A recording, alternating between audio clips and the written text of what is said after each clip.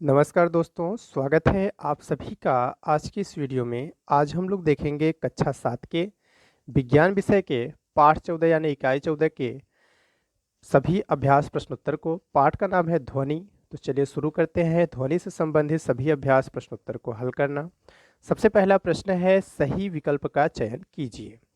तो एक प्रश्न के लिए 4 विकल्प दिए गए हैं। जो विकल्प सही है उस पर आपको सही का निशान लगाना है। सबसे पहला प्रश्न है, निम्नलिखित में से किस ध्वनि का तारत्व अधिकतम होता है। तारत्व का मतलब होता है पतलेपन से। जो ध्वनि जितनी अधिक पतली रहेगी उसका तारत्व उतना अधिक रहेगा। तो आपको बताना है निम्न में से कौन सी ध्वनि सबसे पतली है, यानी किसका तारत्व सबसे अधिक है। शेर की दहाड़ यह मोटी ध्वनि होती है। नदी की कलकल यह भी मोटी होती है। मेघ यानी बादलों की गर्जन यह भी मोटी होती है। मच्छरों की भिनभिनाहट यह बहुत ही पतली ध्वनि होती है। तो इसका तारत्व जो होगा वह अधिकतम होगा। तो हमारा सही उत्तर हो जाएगा मच्छरों की भिनभिनाहट, यह हमारा सही रहेगा। ठीक है, अगला प्रश्न पे चलते हैं। अगला प्रश्न है, एस आई पद्धति में आवृत्ति का मात्रक है। एस आई का फुल फॉर्म होता है सिस्टम इंटरनेशनल। ठीक है, क्या फुल फॉर्म होता है? सिस्टम इंटरनेशनल यानी अंतरराष्ट्रीय प्रणाली। तो आपको बताना है आवृत्ति का मात्रक क्या होता है। सेकेंड होता है? नहीं, सेकेंड जो होता है वह हमारा होता है किसका? समय का। हर्टज है, किलोग्राम है द्रव्यमान का, मीटर है या लंबाई का होता है। तो आवृत्ति का मात्रक होता है हर्टज। आवृत्ति का मात्रक क्या होता है? हर्टज। ठीक है, तो हमारा सही उत्तर हो जाएगा हर्टज। और इसको प्रदर्शित करते हैं HTZ से। तो सही उत्तर है हमारा हर्टज। बाकी के मात्रक की बात करें तो सेकेंड है समय का, किलोग्राम है द्रव्यमान का, और मीटर है लंबाई का। अगले प्रश्न पे चलते हैं। अगला प्रश्न है, 20 हर्ट्ज आवृत्ति से कम आवृत्ति की उत्पन्न ध्वनि कहलाती है। श्रव्य कहलाती है, कर्कश कहलाती है, अपश्रव्य कहलाती है या पराश्रव्य कहलाती है। तो हमारी 3 प्रकार की ध्वनियाँ होती हैं। ठीक है, जिसकी जो परिसर यानी रेंज होती है वह हमारी 20 हर्ट्ज से लेकर 20,000 हर्ट्ज, 20,000 हर्ट्ज तक होती है। तो 20 हर्ट्ज से 20,000 हर्ट्ज के बीच की जो ध्वनि होती है इसको हम कहते हैं श्रव्य। जो 20 हर्ट्ज और 20,000 हर्ट्ज के बीच में आएगी उसे क्या कहेंगे? श्रव्य। और 20 हर्ट्ज से कम रहेगी तो उसे कहेंगे अपश्रव्य। क्या कहेंगे? अपश्रव्य। और 20,000 हर्ट्ज से ज़्यादा रहेगी तो इसे क्या कहेंगे? पराश्रव्य। ठीक है, तो आपसे पूछा है 20 हर्ट्ज आवृत्ति से कम की आवृत्ति। तो 20 हर्ट्ज आवृत्ति से कम की आवृत्ति क्या कहलाती है? पराश्रव्य। तो हमारा सही अपश्रव्य। तो हमारा सही उत्तर हो जाएगा अपश्रव्य। ठीक है, समझ में आ गया यह? इसको याद रखिएगा, इसमें से कोई भी प्रश्न आपसे बन सकता है। तो जो रेंज होती है वह कहाँ से कहाँ तक होती है? 20 हर्ट्ज से 20,000 हर्ट्ज के बीच। तो 20 हर्ट्ज से 20,000 हर्ट्ज के बीच की रहेगी तो क्या कहलाएगी? श्रव्य। 20 हर्ट्ज से कम रहेगी तो क्या होगी? अपश्रव्य। 20,000 हर्ट्ज से ज़्यादा रहेगी तो क्या होगी? पराश्रव्य। आपसे पूछा है 20 हर्ट्ज आवृत्ति से कम तो क्या रहेगी? अपश्रव्य। हमारा सही उत्तर हो जाएगा अपश्रव्य। आगे बढ़ते हैं। अगला प्रश्न है, ढोलक में ध्वनि उत्पन्न होती है। तो ढोलक से आप सभी भली भांति परिचित है। इस तरह से ढोलक रहता है, जिस तरह आप इसको पीटोगे उतनी ध्वनि निकलेगी। रगड़ने से ध्वनि निकलती है? बिल्कुल नहीं। खींचने से? नहीं, तार ही नहीं होता इसमें कोई। फूंक मारने से? नहीं, है तो बांसुरी वगैरह में होता है, बीन वगैरह में। आघात से यानी पीट करके, आघात यानी चोट पहुंचा करके। तो ढोलक में ध्वनि उत्पन्न होती है वह कैसे होती है? आघात से यानी चोट पहुंचा करके। तो हमारा सही उत्तर हो जाएगा आघात से। ठीक है, अगले प्रश्न पे चलते हैं। अगला प्रश्न है, ध्वनि की चाल सबसे अधिक किस में होती है? ठोस में, गैस में, द्रव में या निर्वात में? तो निर्वात में तो ध्वनि की चाल होबे नहीं करती है, क्योंकि ध्वनि के एक माध्यम से दूसरे माध्यम में गमन करने के लिए किसी न किसी माध्यम की आवश्यकता होती है, एक स्थान से दूसरे स्थान तक जाने के लिए। निर्वात में कोई माध्यम नहीं होता है, यानी कि इसमें ध्वनि की चाल शून्य रहेगी। ध्वनि इसमें यात्रा नहीं कर सकती है, गमन नहीं कर सकती है। तो सबसे अधिक किसमें होगी? ठोस माध्यम में सबसे अधिक ध्वनि की चाल होती है। तो हमारा सही उत्तर हो जाएगा ठोस में। कभी कभी एक प्रश्न पूछ देता है आपसे कि बताइए निर्वात में ध्वनि की चाल कितनी होती है। सब जल्दी जल्दी में आप लोग क्या लगा देते हैं? 332 मीटर प्रति सेकेंड, जो कि ध्वनि की चाल है, लेकिन यह निर्वात में नहीं है, बल्कि यह माध्यम में होता है, हवा में होता है। ठीक है, तो यह निर्वात में हमारा गलत रहेगा। निर्वात में ध्वनि की चाल नहीं होती है। चलिए आगे बढ़ते हैं। अगला प्रश्न है, प्रश्न नंबर 2, और प्रश्न है सही जोड़े बनाइए। तो चलिए सही जोड़े बनाकर देख लेते हैं। स्तंभ क का स्तंभ ख से सबसे पहले सुस्वर ध्वनि जो सुनने में अच्छी लगे। यह किसकी किसकी ध्वनि होती है? हारमोनियम ढोलक से उत्पन्न जो ध्वनि होती है यह हमारी सुस्वर ध्वनि होती है। तो सुस्वर ध्वनि का मिलान हो जाएगा हारमोनियम ढोलक से उत्पन्न ध्वनि। अगला है श्रव्य ध्वनि। श्रव्य यानी जिसको हम सुन सकते हैं। अभी हमने ऊपर बताया था आपको 20 हर्ट्ज से 20,000 हर्ट्ज के बीच की जो ध्वनि रहती है वो श्रव्य ध्वनि होती है, यानी हम सुन सकते हैं, मनुष्य सुन सकता है। तो श्रव्य ध्वनि कौन सी होती है? मनुष्यों द्वारा सुनी जा सकने वाली ध्वनि ही हमारी कैसी ध्वनि होती है? श्रव्य ध्वनि। इसके बाद है अपश्रव्य ध्वनि। अपश्रव्य उसमें भी आपको बताया गया था अपश्रव्य 20 हर्ट्ज से कम की आवृत्ति। तो भूकंप से जो उत्पन्न ध्वनि होती है यह हमारी अपश्रव्य ध्वनि होती है, ठीक है। यानी इसकी जो आवृत्ति होती है वो 20 हर्ट्ज से भी कम होती है। तो यह अपश्रव्य ध्वनि हो गया, भूकंप से उत्पन्न ध्वनि। इसके बाद है बांसुरी से ध्वनि। तो बांसुरी से ध्वनि कैसे निकलती है? फूंक मारकर निकलती है। और सबसे अच्छे बांसुरी बजाने वाले कौन थे? मुरली वाले, जय भगवान श्री कृष्ण, ठीक है। चलिए, तो यह हो गया हमारा मिलान। सुस्वर ध्वनि का मिलान हारमोनियम ढोलक से उत्पन्न ध्वनि से हो जाएगा। श्रव्य ध्वनि का मनुष्यों द्वारा सुनी जा सकने वाली ध्वनि, अपश्रव्य ध्वनि का भूकंप से उत्पन्न ध्वनि, और बांसुरी से ध्वनि हो जाएगा फूंक मारकर ध्वनि उत्पन्न करना, ठीक है। अगला है निम्नलिखित कथनों में सही कथन के सामने सही तथा गलत कथन के सामने गलत का चिन्ह लगाइए, ठीक है। चलिए चिन्ह लगाकर देख लेते हैं। सबसे पहले ध्वनि का वेग प्रकाश के वेग से अधिक होता है। कहा है ध्वनि का जो वेग होता है वो प्रकाश के वेग से अधिक होता है। अगर आपको दोनों का वेग पता है तो आप आसानी से इस प्रश्न का उत्तर दे सकते हैं। ध्वनि का जो वेग होता है वह होता है आपका 332 मीटर प्रति सेकेंड, यह ध्वनि का वेग है। और प्रकाश का वेग कितना होता है? 3 गुणे 10 के घाते 8, 3 गुणे 10 के घाते 8 मीटर प्रति सेकेंड। तो आप इसको देखकर अंदाजा लगा सकते हैं कि जो प्रकाश की चाल है 3 गुणे 10 घाते 8 मीटर प्रति सेकेंड, यह ध्वनि के वेग यानी 332 मीटर प्रति सेकेंड से बहुत ज़्यादा है। लेकिन यहाँ पे क्या कहा है कि ध्वनि का जो वेग होता है वो प्रकाश के वेग से अधिक होता है। यह गलत दिया है, क्योंकि प्रकाश का वेग ज़्यादा होता है, ध्वनि का वेग कम होता है, इसलिए हमारा यह क्या रहेगा? गलत रहेगा, ठीक है। अगर याद करने के लिए आप याद कर लीजिएगा, ध्वनि का वेग कितना होता है? 332 मीटर प्रति सेकेंड, और प्रकाश का वेग 3 गुणे 10 घाते 8 मीटर प्रति सेकेंड। अगला प्रश्न है उच्च आवृत्ति वाली ध्वनि का तारत्व अधिक होता है। यह सही है, उच्च आवृत्ति वाली ध्वनि का तारत्व भी अधिक होता है। अगला है 1 हर्ट्ज का अर्थ 1 कंपन प्रति सेकेंड होता है। यह भी बिल्कुल सही है, 1 हर्ट्ज का अर्थ 1 कंपन प्रति सेकेंड होता है। अगला है वीणा में कर्कश ध्वनि उत्पन्न होती है। यह बिल्कुल गलत है, वीणा में बहुत ही सुमधुर ध्वनि उत्पन्न होती है, ठीक है। और हमारे वीणा बजाने वाली कौन है? जय मां सरस्वती, ठीक है। तो वीणा में कर्कश ध्वनि उत्पन्न होती है, गलत है, वीणा में मधुर ध्वनि उत्पन्न होती है। अगला है ताप बदलने से ध्वनि की चाल बदल जाती है। यह बिल्कुल सही है, ताप बदलने से ध्वनि की चाल बदल जाती है, ठीक है। तो यह हो गए हमारे सही गलत, पहला गलत, दूसरा सही, तीसरा सही, चौथा गलत और पांचवा सही, ठीक है। आगे बढ़ते हैं, प्रश्न नंबर 4 पे आते हैं। प्रश्न 4 है रिक्त स्थानों की पूर्ति कीजिए। तो चलिए देख लेते हैं रिक्त स्थानों की पूर्ति करके। सबसे पहला है कंपन करते हुई वस्तु का अधिकतम विस्थापन खाली स्थान क्या कहलाता है? तो कंपन करती हुई वस्तु का अधिकतम विस्थापन आयाम कहलाता है, तो इसमें भरा जाएगा आयाम। अगला है ध्वनि संचरण के लिए खाली स्थान की आवश्यकता होती है। तो ध्वनि संचरण के लिए किसकी आवश्यकता होती है? माध्यम की। ऊपर हमने आपको बताया था बिना माध्यम के ध्वनि एक जगह से दूसरी जगह नहीं जा सकती है। तो ध्वनि संचरण के लिए किसकी आवश्यकता होती है? माध्यम की, तो इसमें भरा जाएगा माध्यम। अगला है कंपन करने वाली वस्तु द्वारा एक कंपन में लगे समय को उसका खाली स्थान कहते हैं। तो कंपन करने वाली वस्तु द्वारा एक कंपन में लगे समय को उसका आवर्तकाल कहते हैं, तो इसमें भरा जाएगा आवर्तकाल। अगला है ध्वनि की चाल खाली स्थान में न्यूनतम होती है। तो ध्वनि की चाल ठोस में सर्वाधिक होती है और गैस में न्यूनतम होती है, तो इसमें भरा जाएगा गैस में। सबसे ज़्यादा किस में होगी? ठोस में, और सबसे कम किस में होगी? गैस में। तो पूछा है ध्वनि की चाल किस में न्यूनतम होती है? गैस में, तो इसमें भरा जाएगा गैस। अगला है किसी माध्यम में निश्चित ताप पर ध्वनि की चाल खाली स्थान होती है।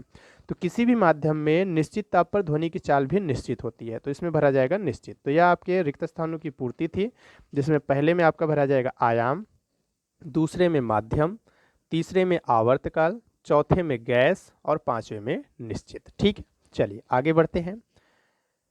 अगला है निम्नलिखित प्रश्नों के, ठीक है, निम्नलिखित प्रश्नों के उत्तर लिखिए। और सबसे पहला प्रश्न है प्रतिध्वनि को परिभाषित कीजिए। आपको बताना है प्रतिध्वनि की परिभाषा क्या होती है।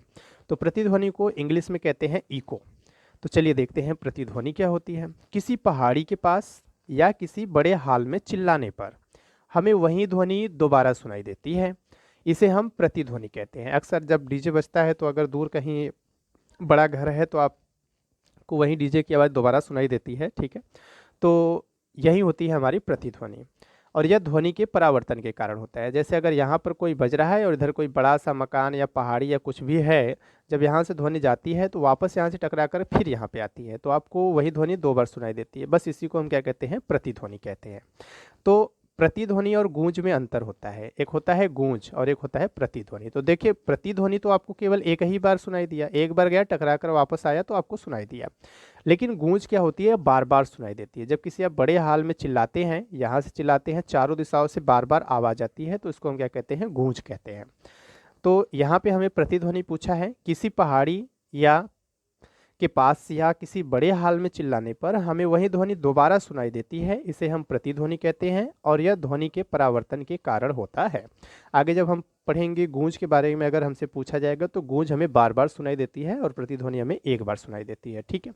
अगला प्रश्न है, तारत्व की परिभाषा लिखिए और मोटी तथा पतली ध्वनि के कारण का अंतर स्पष्ट कीजिए। सबसे पहला प्रश्न तारत्व से ही संबंधित था, चलिए देख लेते हैं। तारत्व को इंग्लिश में कहते हैं पिच, ठीक है। तारत्व ध्वनि का वह गुण है जिसके द्वारा हम मोटी या पतली ध्वनि में अंतर कर सकते हैं। तारत्व आवृत्ति पर निर्भर करता है, जैसे जैसे ध्वनि की आवृत्ति बढ़ती जाती है वैसे वैसे ध्वनि का तारत्व बढ़ता जाता है, ठीक है, और ध्वनि तीक्ष्ण अथवा पतली होती जाती है। तो यहाँ तक था तारत्व। आप एक दो लाइन अपने से अगर लिखना चाहें तो लिख सकते हैं, नहीं जानकारी के लिए इसको समझ लीजिए। तारत्व अधिक होने के कारण ही बच्चों और स्त्रियों की आवाज़ पतली होती है तथा तारत्व कम होने के कारण पुरुषों की आवाज़ मोटी होती है। आपका उत्तर यहीं तक था, लेकिन यह जानना जरूरी है कि जितना ज़्यादा तारत्व रहेगा उतना ज़्यादा आवाज़ क्या रहेगी, पतली रहेगी, और जितना कम तारत्व रहेगा उतना आवाज़ मोटी होगी। तो यह आपका उत्तर हो गया। तारत्व की परिभाषा, मोटी तथा पतली ध्वनि के कारण का अंतर। फिर से देख लीजिए, तारत्व ध्वनि का वह गुण है जिसके द्वारा हम मोटी या पतली ध्वनि में अंतर कर सकते हैं। तारत्व आवृत्ति पर निर्भर करता है, जैसे जैसे ध्वनि की आवृत्ति बढ़ती जाती है वैसे वैसे ध्वनि का तारत्व बढ़ता जाता है और ध्वनि तीक्ष्ण अथवा पतली होती जाती है। तारत्व अधिक होने के कारण ही बच्चों और स्त्रियों की आवाज़ पतली होती है तथा तारत्व कम होने के कारण पुरुषों की आवाज़ मोटी होती है। तो यह इस प्रश्न का उत्तर हो गया। आगे बढ़ते हैं। अगला प्रश्न है, ध्वनि प्रदूषण के कारण तथा उनके निवारण लिखिए। यानी ध्वनि प्रदूषण किन कारणों से होता है और उसको दूर करने के उपाय क्या है। तो सबसे पहले कारण देख लेते हैं, उसके बाद उसके उपाय देखेंगे, ठीक है। चलिए, तो ध्वनि प्रदूषण के कारण तथा निवारण निम्न है। ध्वनि प्रदूषण के निम्नलिखित कारण हैं। कल कारखानों में चलने वाली मशीनों से उत्पन्न आवाज़ें या गड़गड़ाहट ध्वनि प्रदूषण उत्पन्न करती हैं। जो कल कारखाने हैं, मशीनें हैं, जहाँ पर बड़ी बड़ी फैक्ट्रियाँ हैं, वहाँ पे जो मशीनें चलती हैं उनसे आवाज़ और गड़गड़ाहट उत्पन्न होती है जो ध्वनि प्रदूषण उत्पन्न करती है। मनोरंजन के साधन जैसे टेप रिकॉर्डर हो गया, radio, music system, DJ, TV, यह सभी साधनों से भी उत्पन्न जो तीव्र ध्वनियाँ होती हैं वह ध्वनि प्रदूषण का मुख्य कारण होती है। जब बहुत तेज़ आवाज़ में रेडियो, म्यूजिक सिस्टम, डीजे वगैरह बजाया जाता है तब भी ध्वनि बहुत तेज़ निकलती है जो ध्वनि प्रदूषण का मुख्य कारण होती है। इसके बाद है, विभिन्न निर्माण कार्यों में प्रयुक्त विभिन्न मशीनों तथा औजारों के प्रयोग से भी ध्वनि प्रदूषण बढ़ा है, ठीक है। चलिए आगे बढ़ते हैं। आगे है, प्रशासनिक कार्यालयों, स्कूलों, कॉलेजों, रेलवे स्टेशनों, बस स्टैंडों पर भी विशाल जनसंख्या के शोरगुल के फलस्वरूप भी ध्वनि प्रदूषण उत्पन्न होता है, ठीक है। यह भी देख लीजिए। इसमें से आपको कोई 2-3 ही लिखना है। प्रशासनिक कार्यालयों, स्कूलों, कॉलेजों, रेलवे स्टेशन, बस स्टैंड पर भी जो विशाल जनसंख्या यानी बहुत सारे लोग रहते हैं, जब वह भी बहुत तेज़ी से चिल्लाते हैं या आवाज़ करते हैं तो जो शोरगुल के फलस्वरूप जो ध्वनि उत्पन्न होती है वह भी ध्वनि प्रदूषण का कारण होती है। निवारण के लिए इसको हम क्या क्या कर सकते हैं। उद्योगों एवं कारखानों को शहरों या आबादी से दूर स्थापित करना चाहिए। वाहनों में लगे हॉर्नों को तेज बजाने से रोका जाना चाहिए।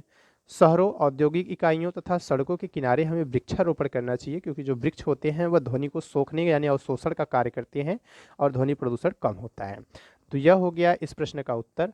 आपसे पूछा था ध्वनि प्रदूषण के कारण क्या हैं, तो आपको 3-4 कारण हैं, इसमें से आप 1-2 लिख लीजिएगा और निवारण के लिए आपका यह हो गया, ठीक है। चलिए आगे बढ़ते हैं। अगला प्रश्न है, प्रश्न घ, स्पष्ट कीजिए कि वर्षा काल में बादलों की चमक क्यों पहले दिखाई देती है व गड़गड़ाहट बाद में क्यों सुनाई देती है। तो यह अभी जो ऊपर आपको ध्वनि की चाल और प्रकाश की चाल का जो मान बताया गया था बिल्कुल वह उसी पे आधारित है। हमने पढ़ा था ध्वनि की चाल कितनी होती है, हमने पढ़ा था ध्वनि की चाल जो होती है वह 332 मीटर प्रति सेकेंड होती है। यह ध्वनि की चाल है, ठीक है। यह किसकी चाल है, ध्वनि की। और प्रकाश की चाल, बिजली की चमक यानी प्रकाश की चाल कितनी थी, तो प्रकाश की चाल थी 3 × 10⁸ मीटर प्रति सेकेंड। तो प्रकाश की चाल बहुत ज़्यादा है ध्वनि की अपेक्षा। तो प्रकाश की चाल ध्वनि की चाल से बहुत अधिक होती है, जिसके कारण बिजली की चमक पहले दिखाई देती है तथा गड़गड़ाहट बाद में सुनाई देती है, क्योंकि ध्वनि की चाल कम होती है, ठीक। और कुछ महान बालक जो हमारे होते हैं वह कहते हैं कि जो मनुष्य होता है, ठीक है, उसकी आंखें पहले होती हैं और कान इधर होते हैं, ठीक है। तो आंखें पहले होती हैं इसलिए चमक पहले दिखाई देता है और आवाज़ बाद में सुनाई देती है। तो यह हो गया। आगे है कि तो प्रकाश की चाल ध्वनि की चाल से बहुत अधिक होती है, जिसके कारण बिजली की चमक पहले दिखाई देती है तथा गड़गड़ाहट बाद में सुनाई देती है। अगले प्रश्न पे चलते हैं। अगला प्रश्न है, स्पष्ट कीजिए कि ध्वनि किस प्रकार उत्पन्न होती है। तो चलिए इसका उत्तर देख लेते हैं, ध्वनि की उत्पत्ति कैसे होती है, ठीक है। तो एक रबड़ बैंड लिया, रबड़ बैंड का एक सिरा किसी वस्तु या हुक से बांध दिया, दूसरे सिरे को थोड़ा खींचकर उंगली से पकड़ा तथा इसके मध्य भाग को पकड़कर एक ओर ले जाकर छोड़ दिया। रबड़ बैंड को खींचकर छोड़ देने पर यह कंपन यानी अपने माध्य स्थिति के इधर उधर गति करने लगता है तथा हल्की सी ध्वनि सुनाई देती है।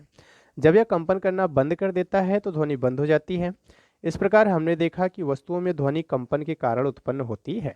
तो आपको प्रयोग केवल याद रखना है, करना क्या है, यह कोई आधार हो गया, यहाँ से एक रबड़ बैंड ले करके यहाँ से खींच लेना है। जब इसको खींच लेंगे तो यहाँ से उसको एक साइड किसी भी साइड खींचना है, नीचे की तरफ अगर खींच लेते हैं, और जब खींच कर आप नीचे की तरफ से छोड़ेंगे तो यह ऊपर जाएगा इधर, और यह इसकी माध्य स्थिति है, इसी के कभी इधर जाएगा कभी इधर, इसी के दोनों तरफ यह आता जाता रहेगा। और जब तक यह हिलता डुलता रहेगा तब तक आपको आवाज़ सुनाई देगी। जैसे ही यह हिलना यानी कंपन करना बंद कर देगा, आपको आवाज़ सुनाई देना भी बंद कर देगा। इससे पता चलता है कि जो ध्वनि उत्पन्न होती है वह कंपन से उत्पन्न होती है। यही आपको केवल लिखना है, ठीक है। प्रयोग याद रखिएगा, पूरा उत्तर आसानी से लिख सकते हैं। क्या है पूछा है, स्पष्ट कीजिए ध्वनि किस प्रकार उत्पन्न होती है। तो हम एक रबड़ बैंड लेंगे, उसको किसी आधार से बांध करके दूसरे सिरे को हाथ से पकड़ लेंगे और इसके बाद बीच से इसको किसी साइड खींच के छोड़ देंगे। जब खींच के छोड़ेंगे तो यह इसकी माध्य स्थिति है, जिसके दोनों तरफ यह बहुत तेज़ी से कंपन करती है और हमें आवाज़ सुनाई देती है। और कुछ देर बाद जब इसका कंपन करना रुक जाता है यानी यह यहाँ पर स्थिर हो जाता है तो हमें आवाज़ सुनाई देना भी बंद हो जाता है। इससे पता चलता है कि जो ध्वनि होती है वह कंपन के कारण उत्पन्न होती है। तो यही इस प्रश्न का उत्तर था। अगला प्रश्न, प्रश्न नंबर 6 है, निम्नलिखित प्रश्नों को हल कीजिए, ठीक है। तो 3 कंपन करती हुई वस्तुओं ए बी सी की आवृत्ति क्रमशः 256 हर्ट्ज, 512 हर्ट्ज और 1024 हर्ट्ज है। उनके तारत्व को घटते क्रम में लिखिए। तो उच्च तारत्व वाले ध्वनि की आवृत्ति उच्च होती है, जितना ज़्यादा तारत्व उतनी ज़्यादा आवृत्ति, और निम्न तारत्व वाले ध्वनि की आवृत्ति निम्न होती है, यानी जितना कम आवृत्ति उतना कम तारत्व, ठीक है। निम्न तारत्व वाले ध्वनि की आवृत्ति निम्न होती है। अब यदि ए बी सी की जो आवृत्ति है क्रमशः 256 हर्ट्ज, 512 हर्ट्ज और 1024 हर्ट्ज है, तो उनके तारत्व का घटता क्रम क्या हो जाएगा, उच्च आवृत्ति यानी उच्च तारत्व, ठीक है। तो 1024 सी का मान है, फिर उसके बाद 512 बी का मान है, 256 ए का मान है, यानी सी बी ए इसका क्रम हो जाएगा उसके तारत्व के घटते क्रम का। यानी सबसे ज़्यादा तारत्व 1024 हर्ट्ज क्योंकि इसकी आवृत्ति ज़्यादा है, उससे कम 512, उसकी आवृत्ति उससे कम है, और सबसे कम 256। तो यह इसका क्रम हो गया सी बी ए, ठीक है। अगले प्रश्न पे चलते हैं। प्रश्न ख है, दो व्यक्ति ए तथा बी एक ऊंची इमारत के सामने ध्वनि उत्पन्न करते हैं तथा दोनों क्रमशः 1 परावर्तन तथा 10 परावर्तन के पश्चात ध्वनि को सुनते हैं। तो इनमें कौन सी ध्वनि प्रतिध्वनि, कौन सी ध्वनि गूंज होगी। तो जो एक बार सुनाई देता है उसको हम कहते हैं प्रतिध्वनि, और जो बार बार सुनाई देता है उसे हम कहते हैं गूंज। तो जो ए सुनता है वह 1 परावर्तन यानी 1 बार सुनता है, और जो बी सुनता है वह 10 परावर्तन यानी 10 बार सुनता है। तो ए तो एक ही बार सुनता है यानी वह सुनता है हमारी क्या, प्रतिध्वनि, और बी जो होता है वह बार बार सुनता है, 10 बार सुनता है, यानी बी सुनेगा गूंज। तो ए द्वारा सुनी जाने वाली 1 परावर्तन वाली ध्वनि प्रतिध्वनि, तथा बी द्वारा सुनी जाने वाली 10 परावर्तन वाली ध्वनि गूंज कहलाती है। यह ऊपर ही बताया गया था, जो एक बार सुनाई देगा वह प्रतिध्वनि कहलाएगी और जो बार बार सुनाई देगा उसे हम क्या कहेंगे, गूंज। तो ए जो है एक बार सुनता है तो वह प्रतिध्वनि सुनेगा और बी बार बार यानी 10 बार सुनता है तो वह गूंज कहलाएगा। ठीक है। प्रश्न 7 है, हमें बांसुरी और कोयल की कुहुक जैसी आवाजें कर्णप्रिय लगती हैं, परंतु लाउड स्पीकर की तीव्र आवाज कर्णप्रिय नहीं लगती, ऐसा क्यों है? तो नियमित तथा आवर्ती कंपनों से उत्पन्न ध्वनि जो कान पर मधुर प्रभाव डालती है सुस्वर कहलाती है। ठीक है। नियमित और आवर्ती कंपन से जो उत्पन्न ध्वनि होती है और कान पर मधुर प्रभाव डालेगी वह सुस्वर कहलाती है। और जो कोयल की कुहुक होती है वह इसी प्रकार की ध्वनि होती है, जो नियमित होती है और आवर्ती कंपन की होती है, इसलिए हमें यह कर्णप्रिय, हमारे कानों को प्रिय लगती है, अच्छी लगती है। परंतु लाउड स्पीकर की तेज बजने से अनियमित और अनावर्ती कंपनों से कर्कश ध्वनि उत्पन्न होती है। इसी कारण जो लाउड स्पीकर की तीव्र आवाज हमें बिल्कुल अच्छी नहीं लगती, यानी हमारे कर्णप्रिय नहीं होती है। तो यह इस प्रश्न का उत्तर हो गया। वीडियो अच्छी लगी हो तो लाइक कीजिएगा, दोस्तों के साथ शेयर कीजिएगा और इसी तरह से सभी विषयों के प्रश्न उत्तर प्राप्त करने के लिए चैनल को सब्सक्राइब जरूर कीजिएगा। धन्यवाद। आपका दिन शुभ हो।